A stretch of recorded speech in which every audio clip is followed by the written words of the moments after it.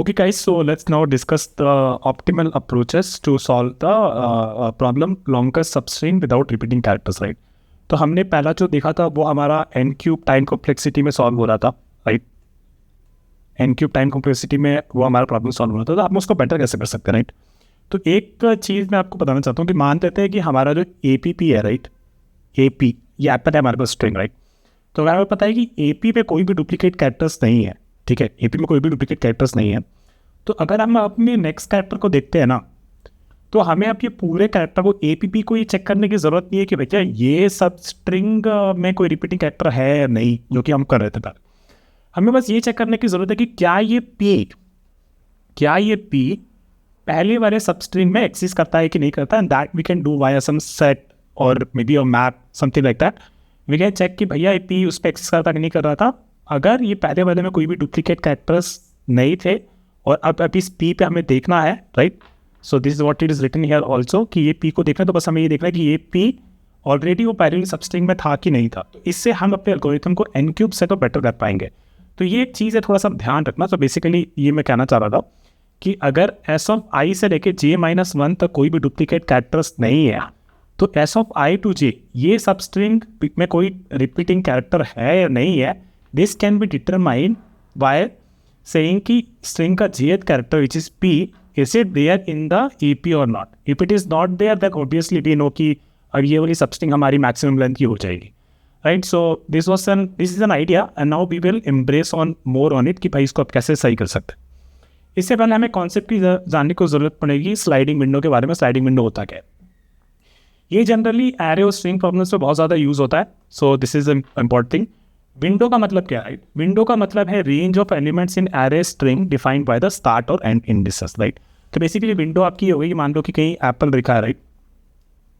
Apple, तो ये window हो गई जहाँ पे i आपका 1 हो जाएगा और j आपका 0 1 2 3 और 4, j आपका 4 हो जाएगा। तो हम जनरली विंडो को ऐसे रिप्रेजेंट करते हैं, ये क्लोज्ड यानी कि i इंक्लूसिव और j exclusive, basically j open और आई क्लोज। तो इस तरीके से हम इसे रिप्रेजेंट करते हैं। तो ये इसका सिंटैक्स होता है और बेसिकली बस ये कहना चाह रहा हूँ कि विंडो होता क्या है, राइट?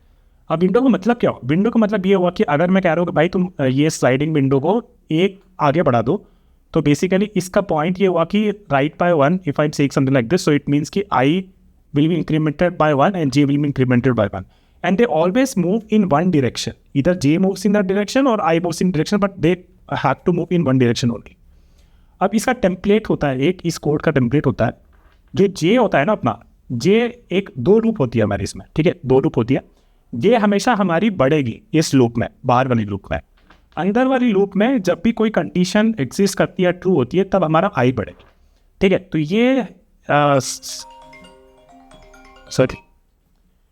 ये हमारा सिंटैक्स होता है for the sliding window, right? तो जे हमारा हमेशा बढ़ता रहेगा, राइट? तो जे यहाँ पे ऐसे बढ़ता रह रहा है और जब कोई कंडीशन ट्रू हो जाएगी तो वो हमारा आई बढ़ता रहेगा।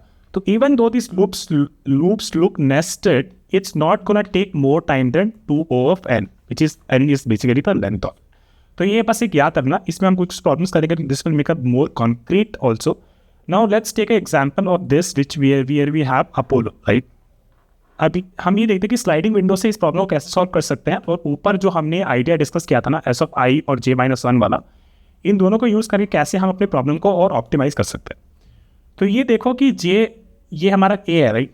a, ठीक है? तो a अभी कोई सेट या कुछ भी ऐसा है हमारे पास, उसमें a एग्जिस्ट नहीं करता, तो ठीक है, a को डाल लो, ठीक है?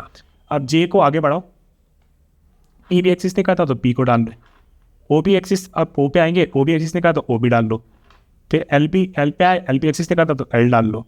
तो i और j देखो अभी कहाँ पे, i यहाँ पे और j यहाँ पे, ठीक है? वापस से अब हम यहाँ पे आए तो ये L ऑलरेडी सेट या कोई भी मैप है मेरा वहाँ पे एग्जिस्ट कर रहा है, ठीक है? तो यहाँ पे अब हम क्या करेंगे, हम ये सोचेंगे कि मैक्सिमम लेंथ था वो तो पहले ही पॉसिबल हो गया, ठीक है? वो तो पहले ही पॉसिबल हो गया, लेकिन अब नेक्स्ट पॉसिबल मैक्सिमम लेंथ कहाँ मिल सकती है सबस्ट्रिंग की, जहाँ पे कोई भी रिपीटिंग कैरेक्टर ना हो? वो मिल सकती है हमें इस L के आगे से, इस L के आगे से। तो अपने I कैसे ना कैसे करके आगे ऐसे बढ़ाएं कि आई पहुंच जाए यहाँ और फिर यहाँ से हम आगे बढ़े। क्योंकि ये आई और ये जे के बीच में जो जो कैरेक्टर्स है, राइट, ये आई और ये जे के बीच में जो भी ये लेंथ है या जो भी सब स्ट्रिंग है, इसमें अपन ने सारी चीज़ें तो एनालाइज कर ही ली, ठीक है, सारे के सारे स्ट्रिंग्स एनालाइज कर ही ली और तब जाकर हमें मैक्सिमम लेंथ मिल गया, ठीक है। उसके बाद जब जे यहाँ पहुँचा और ये आई जो था हमारा, अब यहाँ से जब हमारा जे आगे बढ़ेगा तो हमें हो सकता है कि यहाँ पे कोई मैक्सिमम लेंथ हो या कुछ हो तो वो वहाँ पे मिलने लगेगी, ठीक है, तो वहाँ पे मिल सकती है, नहीं भी मिल सकती है। सो ये एक आइडिया है, अभी इसको देखेंगे थोड़ा डेमो करके भी, एक एग्जाम्पल के थ्रू लर्न करके भी कि कैसे करना है, और इसमें स्लाइडिंग विंडो को हम कैसे यूज़ कर सकते हैं, क्या कंडीशन रहेगी उसको भी देखेंगे, ठीक है। तो अब बेसिकली देखो ये जो लेंथ थी ना, ये लेंथ, ये अपनी लेंथ यहाँ पे दूसरा लेते हैं, ये जो लेंथ थी ना, यहाँ पे हमें मैक्सिमम मिल गया हमारा सबस्ट्रिंग, ठीक है। अब the only way it is कि यहाँ पे तो नहीं हुआ कि एल ऑलरेडी कहीं यहाँ पे शायद एग्जिस्ट कर रहा है, ठीक है, एल ऑलरेडी यहाँ पे कहीं एग्जिस्ट कर रहा है, इसीलिए अब इस वाली चीज़ को, इस सबस्ट्रिंग को हम मैक्सिमम में नहीं ले सकते, ठीक है। इसका मतलब आई को हमारे को ऐसी जगह पे पहुँचना पड़ेगा जहाँ पे हमारे पास जो एल था, राइट, जो हमारा नया एल था वो अब ना आए और उसके आगे वाले कैरेक्टर्स से हम मतलब उसमें कैलकुलेट कर सके कि मैक्सिमम सबस्ट्रिंग कहाँ से आएगी, ठीक है। तो ये हमारा इंट्यूशन है, इसको ध्यान में रखना, और इस तरीके से हम इसको थोड़ा ऑप्टिमाइज भी कर सकते हैं कि सबस्ट्रिंग वो निकाल पाएंगे जिसपे maximum length of the substring without repeating characters निकाल पाएगी, ठीक है। अब इसको देखते हैं हम इस वाले एग्जाम्पल से कैसे सॉल्व करेंगे, ठीक है। तो मैं करूँगा, मैं यहाँ पे पहले एक मैप बना लेता हूँ, ठीक है, और ये मैप में मैं ये स्टोर करूँगा कि ये जो भी कैरेक्टर हम देख रहे हैं उसमें उस कैरेक्टर को हम लोग ने कितनी बार देख चुके हैं। तो जब ए पे थे तो ए को हमने एक बार देख चुके हैं, ठीक है। फिर आगे बढ़ेंगे, जे आगे बढ़ेगा स्लाइडिंग विंडो के हिसाब से, जे आगे बढ़ता है, फिर हमने बी को एक बार देख चुके हैं, फिर जे आगे बढ़ेगा, सी को एक बार देख चुके हैं, ठीक है। फिर हम आगे बढ़ेंगे, फिर हम देखेंगे कि ए को हम लोग पहले भी देख चुके हैं और उसमें उसका लेंथ ऑलरेडी 1 है, ठीक है। तो अब हमें आई को कहाँ बढ़ाना है, ठीक है। अब आई को हमको यहाँ बढ़ाना है, ठीक है, आई को हमें तब तक आगे बढ़ाना है तब तक हमारा ए, जो कि जब हमने इस पर एनकाउंटर किया था तो हमारा A2 हो गया था, ठीक है ना, 2 बार हमने देख लिया। तो अब हमें आई को तब तक आगे बढ़ाना है जब तक हमारा A 1 ना हो जाए, ठीक है, क्योंकि 1 इज द कैरेक्टरिस्टिक, राइट, कि वो कंडीशन है मेरी कि भाई रिपीटिंग कैरेक्टर नहीं होना चाहिए, इसीलिए मैं आई को एक बार को बढ़ाना पड़ेगा। फिर अपन देखेंगे तो ठीक है, इस टाइम पे फिर हम लोग लेंथ कैलकुलेट कर लेंगे, हमारा 3 आएगा। वैसे तो हमारे पास लेंथ कैलकुलेट कर ही रहे, पहले में 1 था, फिर 2 था, फिर 3 था, तो वो एक मैक्स वेरिएबल है, उसको ट्रैक करते हुए हम कर रहे हैं। फिर हम जे को आगे बढ़ाएंगे और मेरा B2 हो जाएगा, ठीक है। तो इस टाइम पे हमारा जो वो कंडीशन है, राइट, वो देखेंगे कि यार अब 2 हो गया है तो इसको तो 1 होना चाहिए था। तो जब भी कोई भी कैरेक्टर, जो करंट कैरेक्टर वो ग्रेटर है जे पर, तो उसको हमको रिड्यूस कर देंगे, ठीक है। तो यहाँ भी हम इसको रिड्यूस कर देंगे और मेरा आई आगे बढ़ जाएगा, ठीक है। अब यहाँ पे आते हैं और फिर अब हम जे को ऐसे आगे बढ़ाएंगे, ठीक है, और मेरा C2 हो जाएगा, ठीक है। फिर जब C2 हो गया यहाँ पे तो फिर अपन आई को आगे बढ़ाएंगे, क्योंकि ये 2 हो गया था जिसको 1 करना था, ये भी 1 हो गया था पहले, सॉरी, ठीक है। तो इस तरीके से आगे बढ़ते जाएंगे।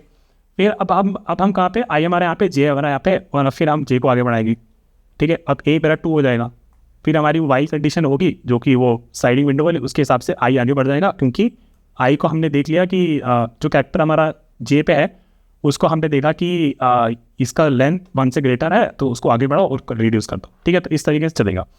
फिर हम जे को आगे बढ़ाएंगे, ठीक है, और फिर मेरा, और ये 1 हो गया, सॉरी, ठीक है, और ये बी मेरा अब 2 हो गया, ठीक है। तो अपन वापस से आई को आगे बढ़ाएंगे, ठीक है। आई बेसिकली मेरा तब तक आगे बढ़ता रहेगा तब तक मैं उस कैरेक्टर को पकड़ ना लूँ और मेरा ये लेंथ ना 1 ना हो जाए, तब तक अपन उसको आगे बढ़ाते रहेंगे, ठीक है। तो ये अपने आगे हो गया। एक बार यहाँ पे लिख देते हैं, ए अपना 1 हो चुका है, बी अपना 2 हो चुका है, और सी अपना 1 हो चुका है, ठीक है। अब अपन जे पे हैं, यहाँ पे CAB, ठीक है। सो और ये आई को आगे बढ़ा दिया, तो अब अपना ये 1 हो गया, ठीक है। अब वापस से अपन ने जे को आगे बढ़ाया तो अपना बी हो गया 2, ठीक है। अब यहाँ पे देखो, इससे आपको पूरा समझ में आ जाएगा। आई जो है ना, आई को अपन को बढ़ाना पड़ेगा, ठीक है। अभी भी आई को अपन ने बढ़ाया क्योंकि बी का लेंथ अपना 2 से ज़्यादा, लेकिन अभी यहाँ पे जब देखें तो ये कैरेक्टर जो आई पे आया है इट्स नॉट बी, राइट, तो तब तक हमें आगे बढ़ाते रहना पड़ेगा। अब यहाँ पे हमारा आ गया और बी हमारा यहाँ पे आ चुका है, ठीक है। अब हमारा बी का लेंथ क्या हो जाएगा, 1 हो जाएगा, ठीक है। तो ये हम देख पा रहे हैं कि कैसे हम अपने विंडो को छोटा छोटा करके बड़ा करें और इससे हम सारे कैरेक्टर्स, सॉरी आई की सारी पॉसिबिलिटीज़ भी देख पाएंगे। जब फर्स्ट टाइम हमने जे को बढ़ाया था ना, तो यहाँ पे देखो, जब यहाँ पे हमने जे को बढ़ाया था तो हमें यहाँ पे मैक्सिमम लेंथ मिल गई थी, ठीक है, 3 मिल गया था।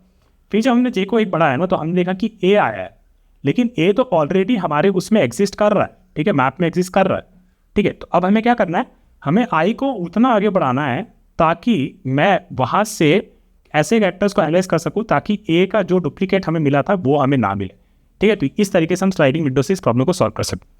और ये मैक्सिमम का जो ट्रैकिंग है वो सब है वो तो मैं नहीं बता रहा हूँ, वो मैं आराम से कोड करके तो अपन समझ में आ जाएगा। And this was the idea. अब वापस से जब जे यहाँ पे आया तो ये अपना बी हो गया 2, फिर अपना 2 हो गया था, हाँ ठीक है। और फिर आई यहाँ पे आया था और इसको ओपन 1 कर दिया था, ठीक है। तो at any point of time और फिर फाइनली जे अपना बाहर चला जाएगा और इनर लूप बाहर वाला ब्रेक हो जाएगा और अपन बाहर आ जाएंगे।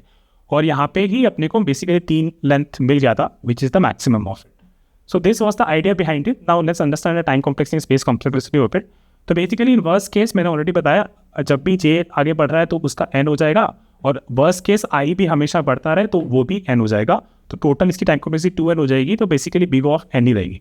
स्पेस कॉम्प्लेक्सिटी अब it's the same as the previous video. अगर आपने मेरी प्रीवियस वीडियो नहीं देखी इसकी थ्योरी के ऊपर तो वो देख लेना, उसका साइज वही रहेगा, main of size S, basically size of state या फिर साइज ऑफ कैरेक्टर्स, राइट, ये हमने ऑलरेडी देख चुके हैं। इसको भी हम और ऑप्टिमाइज कर सकते हैं, देखते हैं कैसे करेंगे। तो मैं मान लेते कि मेरे पास आई एक वेरिएबल है और जे एक वेरिएबल, और फिर अपन के पास मैप। इस बार ना अपन मैप में ना काउंट नहीं स्टोर करेंगे, अपने को पता है कि देखो भाई जब जे यहाँ पे था तो अपना ए हो गया था।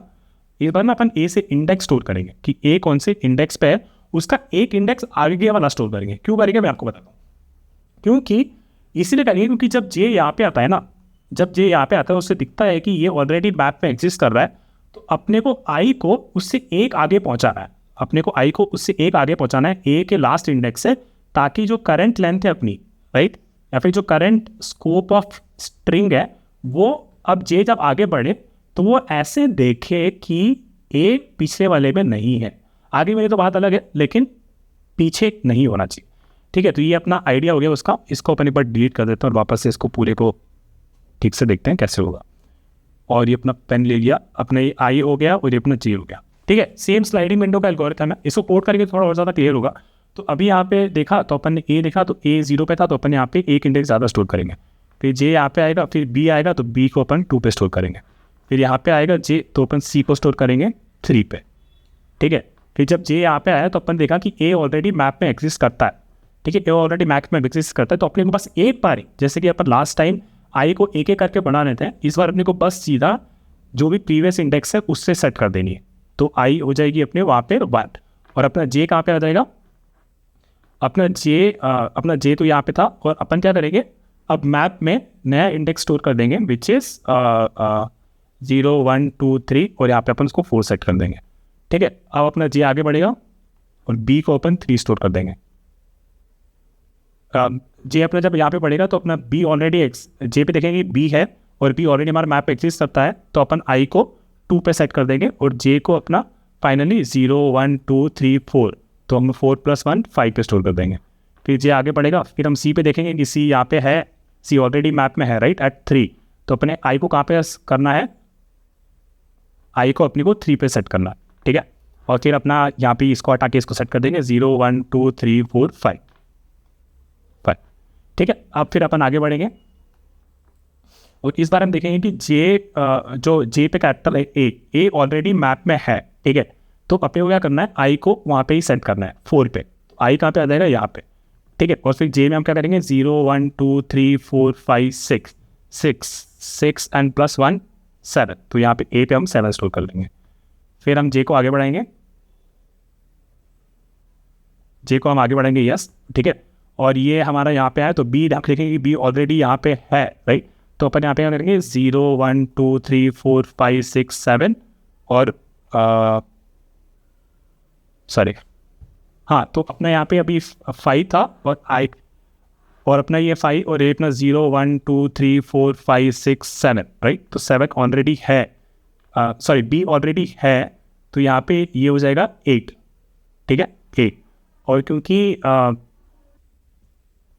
ठीक है, तो अपन देखेंगे कि देखो जे पे जो बी है वो मैप पे ऑलरेडी एग्जिस्ट कर रहा है, ठीक है। तो अपने आई को कहाँ पे सेट करना है, आई को अपने को ये जो इंडेक्स मैप में स्टोर है वहाँ पे सेट करनी है, तो आई अपने यहाँ पे सेट हो जाएगा 0 1 2 3 4 5, ठीक है।